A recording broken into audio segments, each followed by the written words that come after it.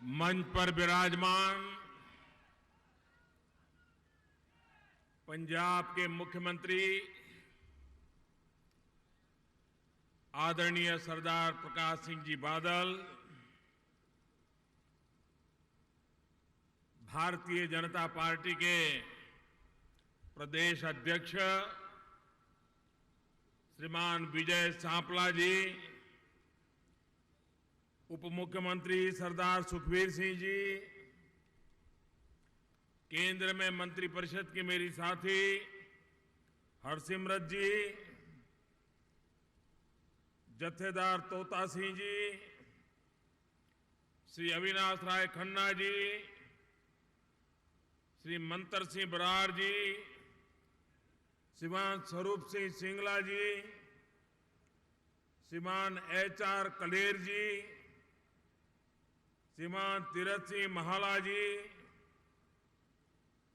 परमभव सिंह बंटी रोमाणा जी,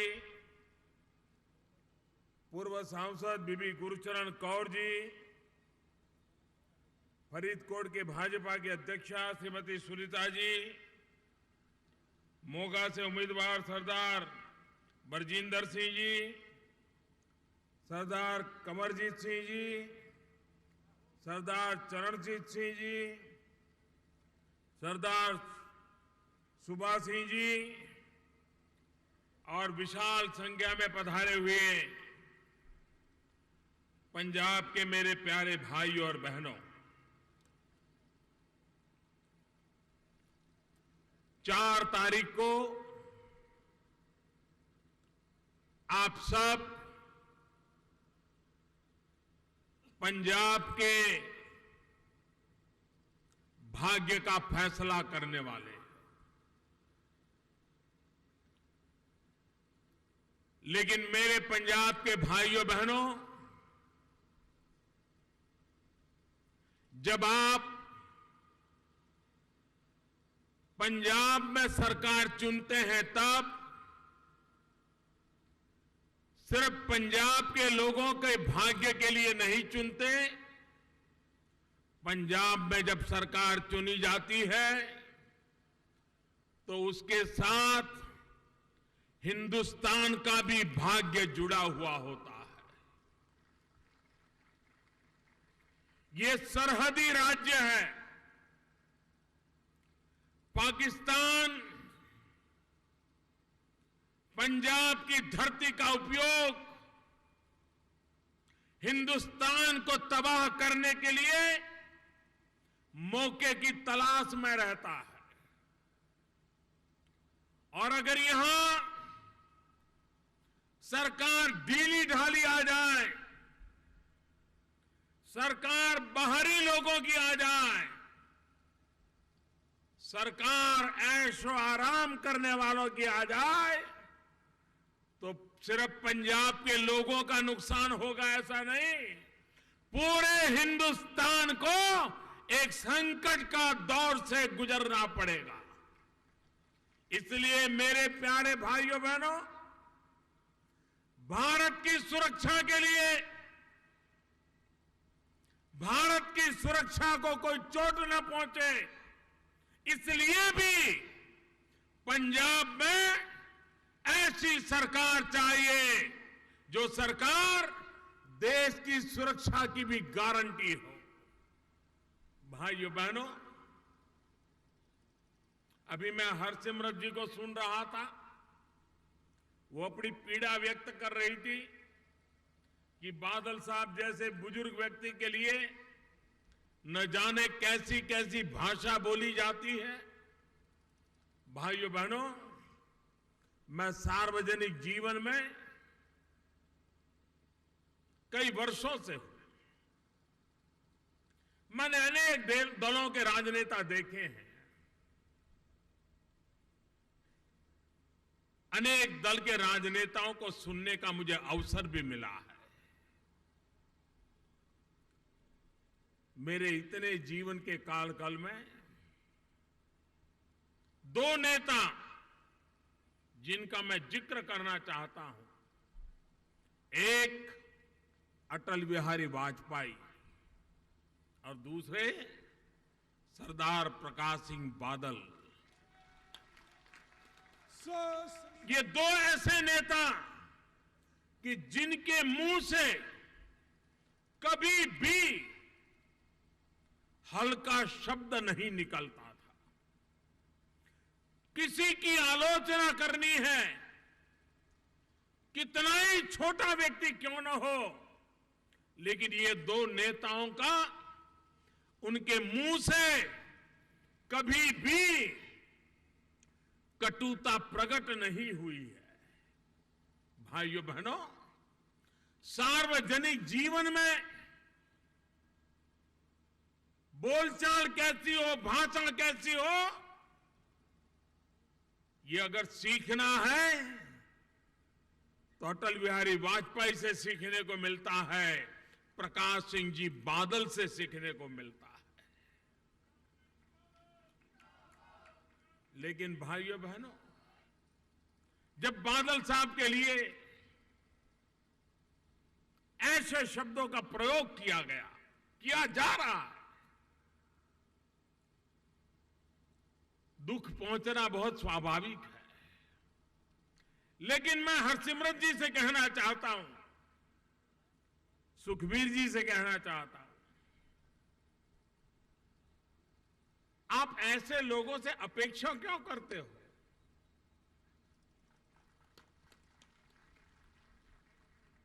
जो लोग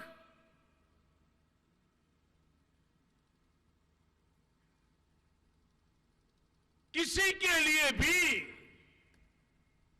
कुछ भी बोलने के आदी हो गए हैं, जिन्होंने अन्ना हजारे के साथ ऐसा किया, वो बादल साहब के साथ न्याय करेंगे ऐसी आप आशा करते हैं ऐसे लोगों से?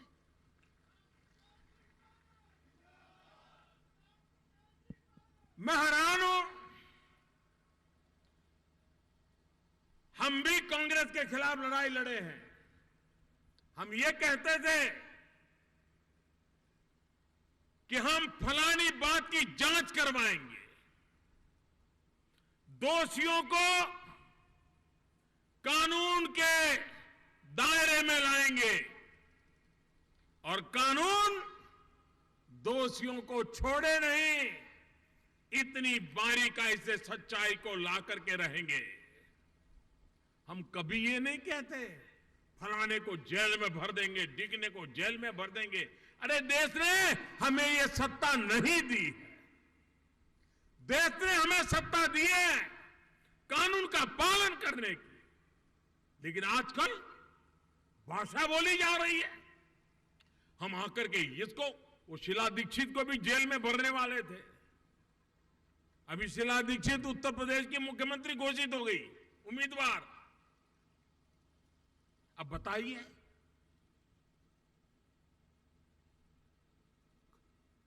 हम कहते हैं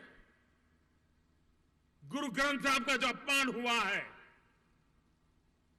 मामला सरकार ने सीबीआई को दिया है। सीबीआई पूरी गहराई से जांच करेगी और मैं कहता हूं, मैं ये नहीं कहता हूं कि उसको जेल में डाल दूंगा, मैं ये कहता हूं कि सीबीआई बारीकाई से जांच करेगी, गुरु ग्रंथ साहब का अपमान करने वालों को खोज के निकालेगी, कानून के हवाले करेगी और न्याय तंत्र न्याय करेगा और गुरु ग्रंथ साहब का अपमान करने वालों को सजा मिलेगी।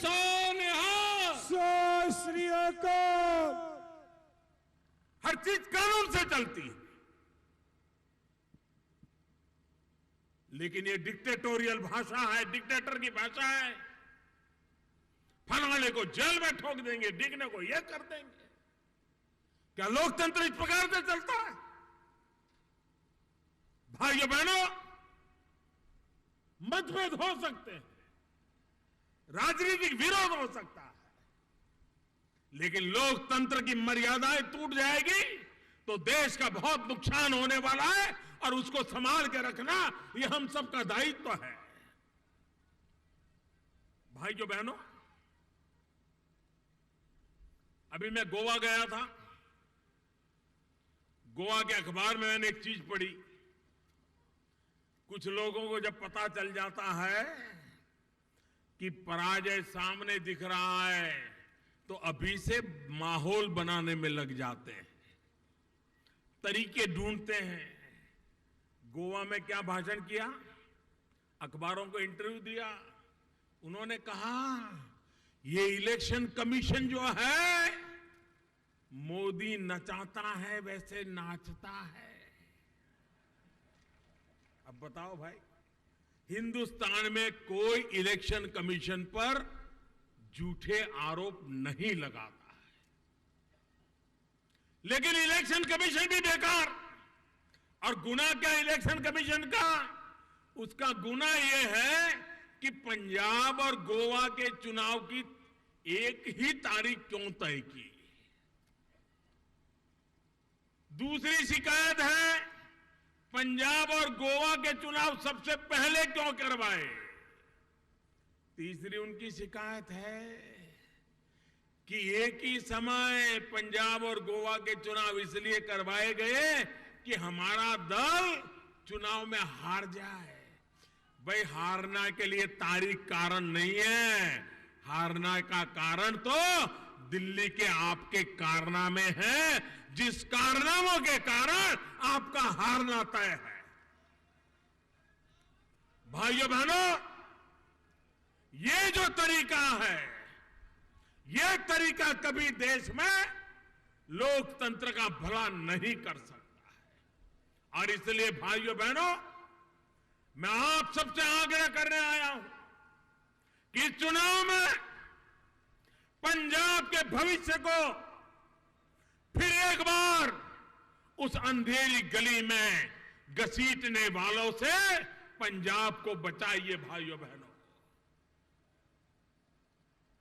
मैं ये भी बात पंजाब के लोगों को याद कराना चाहता हूं, सत्ता पाने के गुरूर में इसी पंजाब में भाइयों बहनों, जब आतंकवाद के दिन थे, कुछ लोग आतंकवादी हरकतें करके इस पंजाब की धरती, जो हरी भरी धरती थी, उसको खून से रंगने का प्रयास किया था। उस समय ये कांग्रेस पार्टी, उसके नेता सारी दुनिया में घूम जा करके पंजाब के हर नौजवान को आतंकवादी कह दिया था। हिंदुस्तान के किसी भी कोने में कोई सरदार नजर आए तो उसको वो सरदार देश के लिए जीने मरने वाला भगत सिंह का वंश नहीं नजर आता था। उसको लगता था कहीं ये आतंकवादी तो नहीं होगा। ट्रेन के डिब्बे में कोई सरदार मिल जाए तो बाकी पैसेंजर एक दूसरे के साथ सुगबुगाहट करते हैं, पता नहीं ये कौन होगा। ये हर पंजाबी को, हर सरदार को, हर पंजाब के नौजवान को आतंकवादी पेंट करने का पाप कांग्रेस पार्टी ने करके देश में, हमारे दूध में दरार करने का प्रयास इन कांग्रेस वालों ने किया था। भाइयों, दूध में कभी दरार नहीं हो सकती है, लेकिन ये पाप उन लोगों ने किया था। आज दूसरे आए हैं, उन्होंने पंजाब के हर नौजवान को नशेड़ी कह दिया। कल्पना नहीं है हिंदुस्तान में हर व्यक्ति जब पंजाब का नौजवान मिलेगा, नौकरी के लिए आया होगा, व्यापार के लिए आया होगा, तो उसको लगेगा कहीं ये नशेड़ी तो नहीं होगा। कितना नुकसान पंजाब का इस भाषा ने किया है। अरे राजनीति अपनी जगह पे है, पंजाब के नौजवानों का भविष्य तो बर्बाद करना मत करो, वो पाप तो मत करो, लेकिन ये पाप इन लोगों ने किया है। भाइयों, समाज में नशे के खिलाफ मिलजुल करके लड़ना होगा, सामाजिक बुराई के खिलाफ हर किसी को एकजुट होना होगा, लेकिन हर नौजवान को नशेड़ी कह करके हम देश के नौजवानों को बचा नहीं सकते। भाइयों बहनों, आजादी के बाद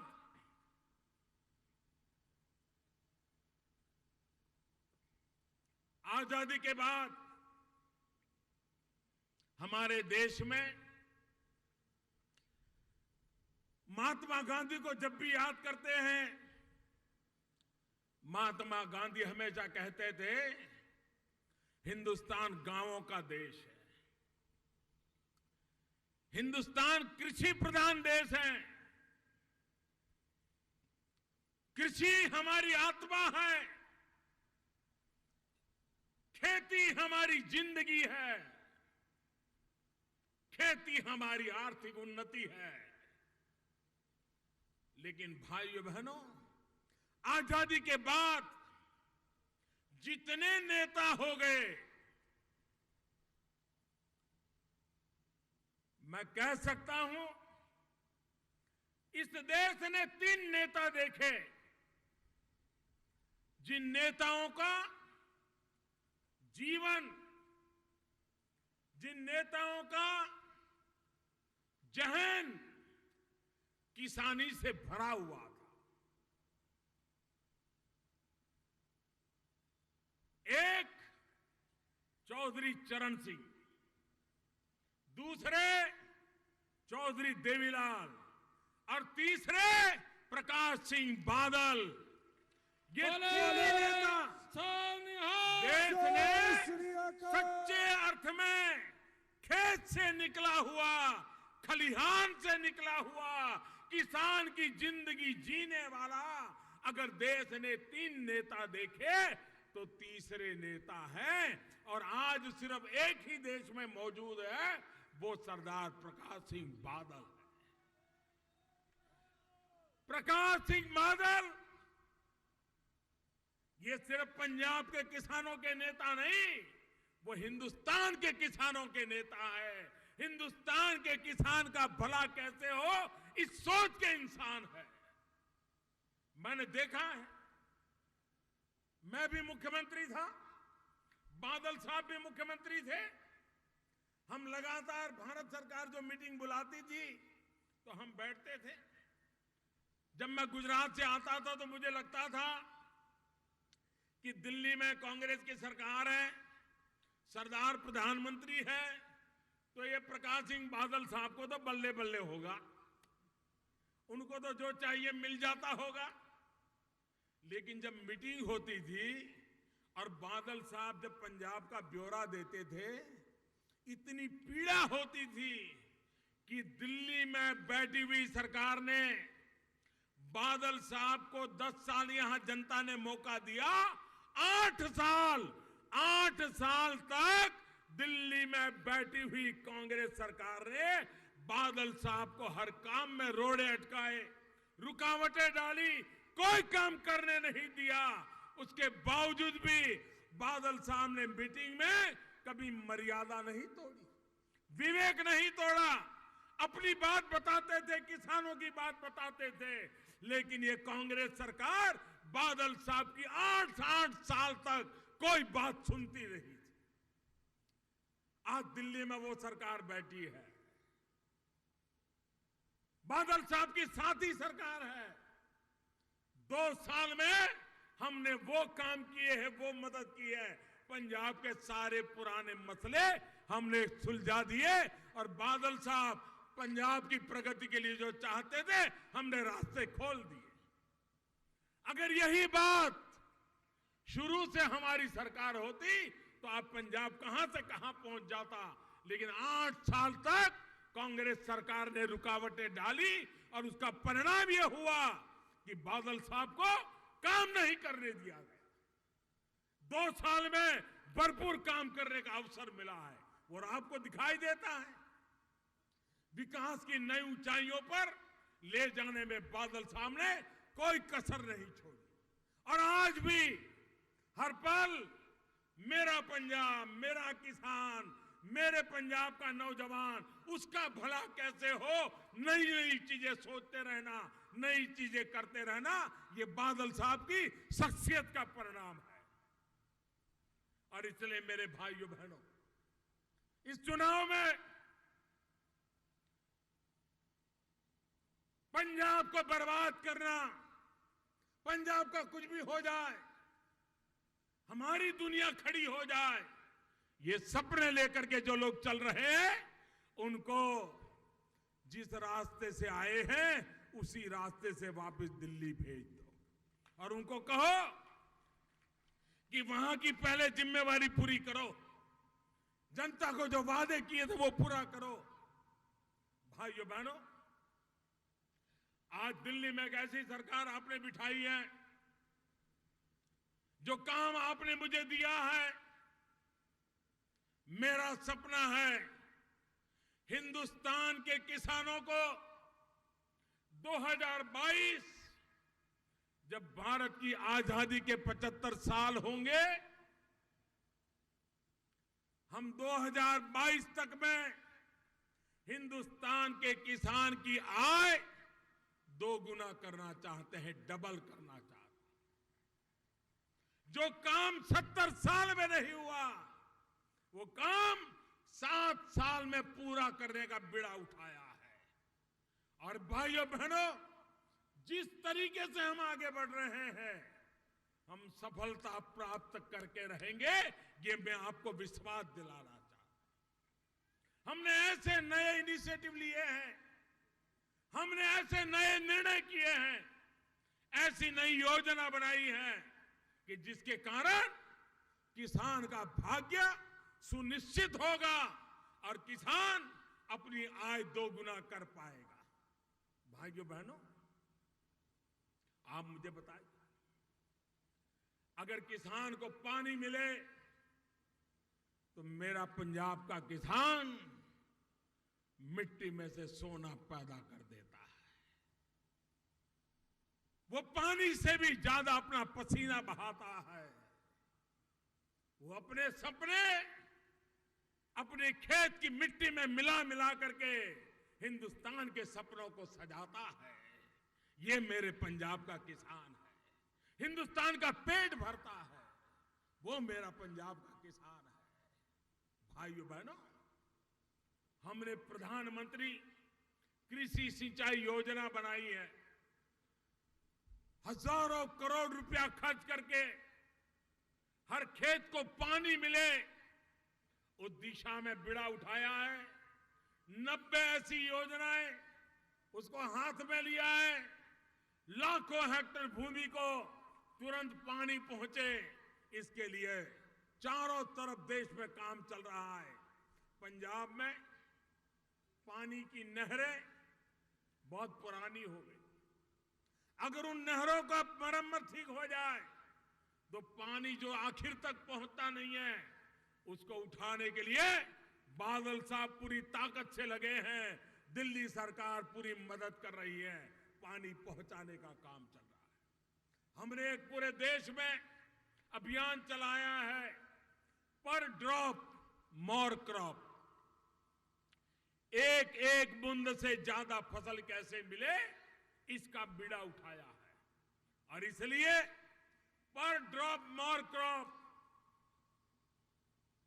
माइक्रो इरिगेशन, टपक सिंचाई, बूंद बूंद पानी से खेती, इसका एक बड़ा अभियान। और मुझे खुशी है, इतने कम समय में 15 लाख हेक्टेयर करीब करीब धरती आज माइक्रो इरिगेशन की ओर कवर हुई है।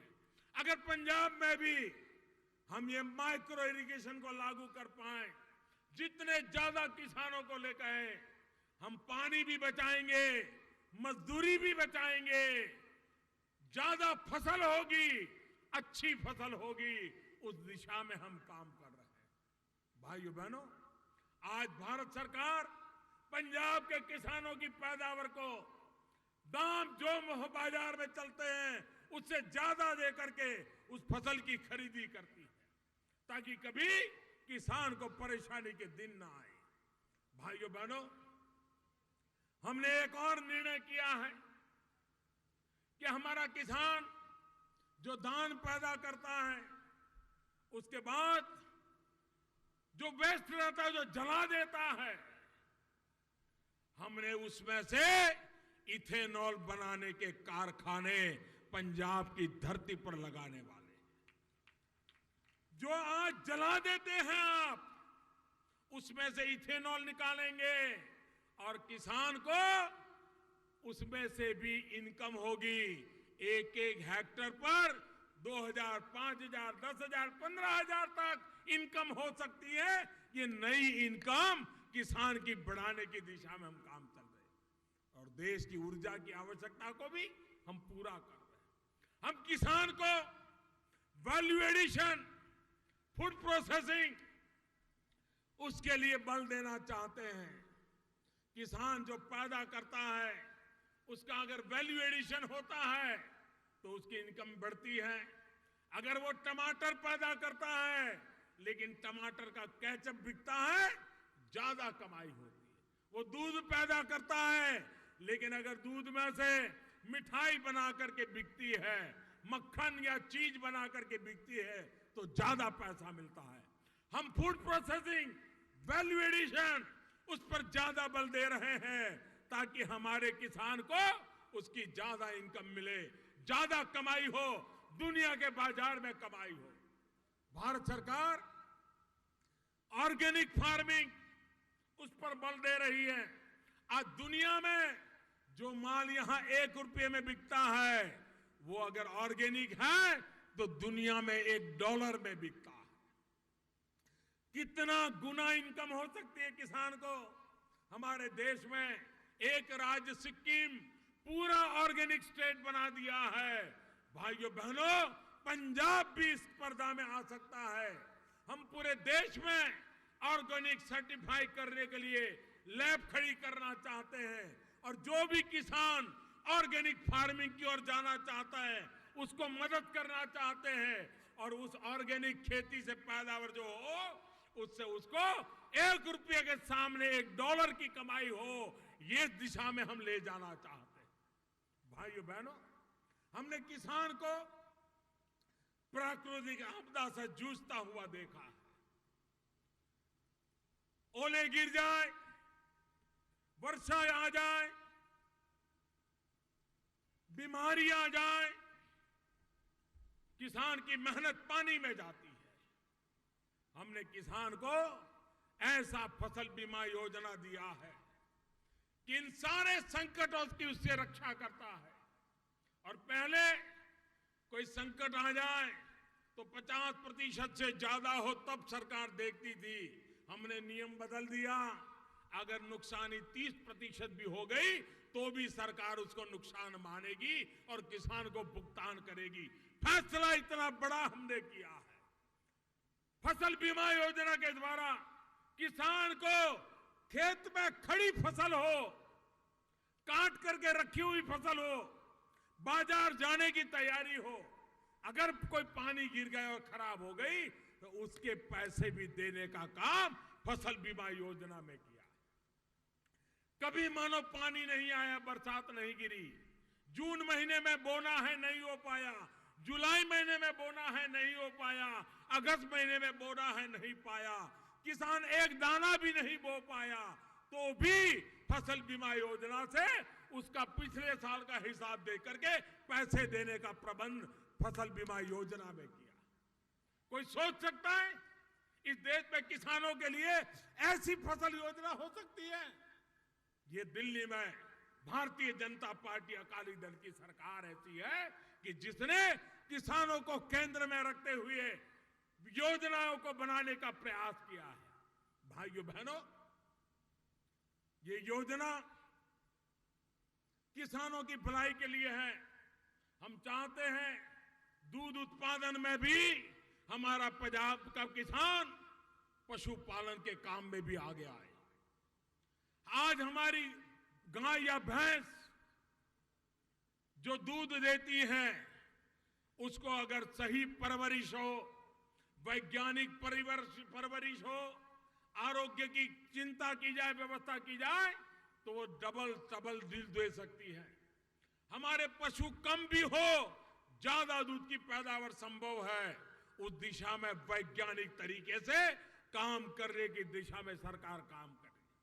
फिशरीज हो, पोल्ट्री फार्म हो, यह भी एक प्रकार से कृषि के क्षेत्र को मदद करने वाला कारोबार है, उसको भी हम हनी, पंजाब में कुछ किसान हैं जो शहद के काम में लग गए हैं। हम हर खेत में हनी के काम को पहुंचाना चाहते हैं। मधु, शहद पूरे दुनिया में बहुत बड़ा मार्केट है।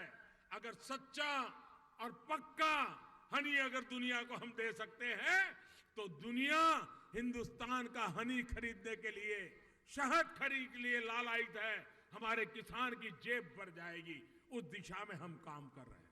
भाइयों बहनों, किसान के जिंदगी को बदलना एक वैज्ञानिक तरीका, हमने आज पूरे देश में एक कॉमन मार्केट का बीड़ा उठाया, इनाम नाम की योजना लगाई है। कोई भी किसान मोबाइल फोन पर तय कर सकता है किस बाजार में ज्यादा दाम है, वो मोबाइल फोन पर अपना माल बेच सकता है और वो कमाई कर सकता है। जहां सबसे ज्यादा दाम मिलेगा वहां किसान माल बेचने के लिए उसको माहौल मिलेगा।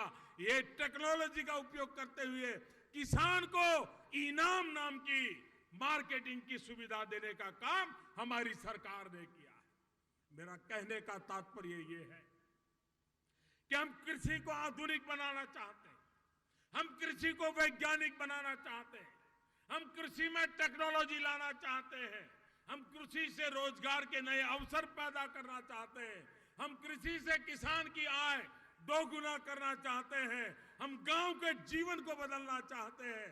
और इसलिए भाइयों बहनों, प्रकाश सिंह बादल आज जितने नेता पंजाब में दिखाई देते हैं, कोई कह सकता है कि कांग्रेस का कोई नेता है जो इसको किसान नेता कहेंगे, और छोटे मोटे लोग जो खड़े हो गए उनमें भी कोई किसान है? एक अकेला अकाली दल है, एक अकेला अकाली दल है जो किसानों का दल है, जो किसानों के लिए काम करने वाला दल है। और इसलिए मैं भाइयों बहनों, हिंदुस्तान का पेट भरने वाला किसान, पंजाब का किसान सुरक्षित रहे तो वही रख सकते हैं जो खुद किसानी से जुड़े हुए हैं, और वो सिर्फ और सिर्फ बादल साहब है। और इसलिए भाइयों बहनों, मैं आपसे आग्रह करने आया हूं कि 4 तारीख को चुनाव है। बहुत बड़ी मात्रा में मतदान करके फिर एक बार इसी क्षेत्र से मुख्यमंत्री बनाइए, बादल साहब को फिर से मुख्यमंत्री बनाइए। किसानों का भाग्य बदलने का दिल्ली सरकार का जो सपना है उसको पूरा करने के लिए बादल साहब को ताकत मिलनी चाहिए। और इसलिए मैं आप सबसे आग्रह करता हूं, आने वाली 4 फरवरी ਨੂੰ तकड़ी ते कमल दा बटन नप के अकाली भाजपा ਨੂੰ एक बार फिर सेवा दा मौका दे। बहुत बहुत धन्यवाद। श्री नरेंद्र भाई।